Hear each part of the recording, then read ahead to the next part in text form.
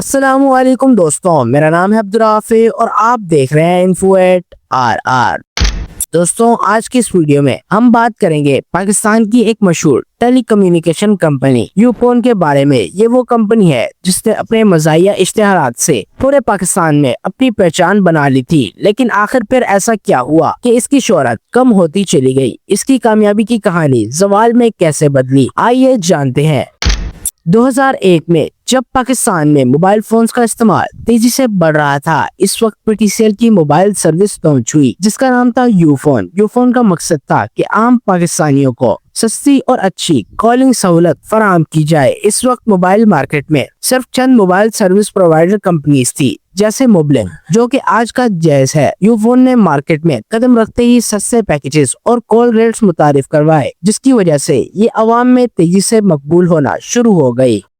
اب بات کرتے ہیں یو فون کے مزاحیہ اشتہارات کی۔ یو فون کو اصل شہرت اس کے فنی ایڈ سے ملی۔ 2005 کے بعد یو فون نے اپنی مارکیٹنگ اسٹریٹجی میں ایک نیا سٹائل اپنایا۔ انہوں نے ایسے اشتہارات بنائے جو نہ صرف پروڈکٹ کو دکھاتے تھے بلکہ لوگوں کو بھی ہنساتے تھے۔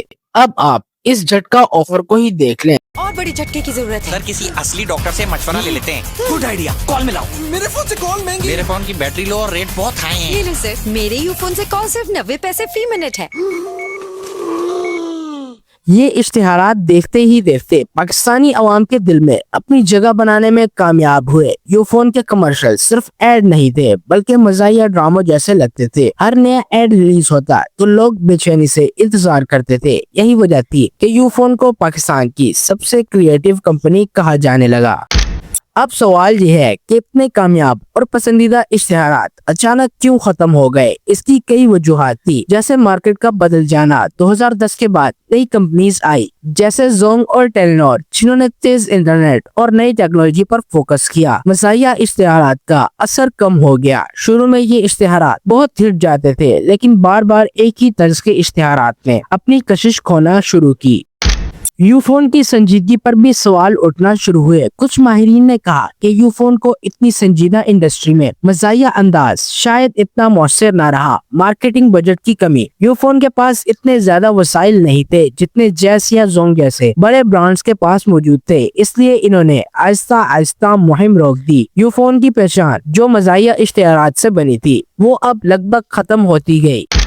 یو فون کا اصل ڈاؤن فال تب شروع ہوا جب دنیا تیزی سے 3G اور 4G انٹرنیٹ کی طرف بڑھ رہی تھی۔ تمام سروس کمپنیز نے اپنی سروسز میں بہتری کی، جیسے زونگ نے سب سے پہلے تیز 4G لانچ کیا، جیز نے اپنی لمبی کوریج کا فائدہ اٹھایا، ٹیلینور نے اپنے نیٹ ورک پر فوکس کیا، لیکن یو فون وہیں پیچھے رہ گیا۔ یو فون کی سروسز کے 3 بڑے مسائل تھے، جیسے کوریج کا مسئلہ۔ یو فون کی سروس زیادہ تر بڑے شہروں تک محدود رہی، چھوٹے شہروں اور دیہاتوں میں اس کا نیٹ ورک کمزور تھا۔ یو فون کی انٹرنیٹ سپیڈ 3G اور 4G بھی اتنی تیز نہ تھی۔ سرمایہ کاری کی کمی، چونکہ یہ سرکاری ادارے کے ماتحت تھی تو اس پر اتنی زیادہ سرمایہ کاری نہ کی گئی جتنی پرائیویٹ کمپنیز نے اپنی سروسز پر کی۔ نتیجہ یہ نکلا کہ آہستہ آہستہ لوگ یو فون سے دوسرے نیٹ ورک کی طرف شفٹ ہو گئے۔ آج یو فون موجود ہے لیکن اپنی پرانی مقبولیت کو پوری طرح کھو چکا ہے۔ لوگ زیادہ تر جیز، زونگ یا ٹیلینور کو ترجیح دیتے ہیں۔ یو فون کی پہچان اب صرف مزاحیہ اشتہارات کے طور پر رہ گئی ہے، لیکن عملی طور پر یہ سروس کے میدان میں مقابلہ کرنے پر ناکام رہا ہے۔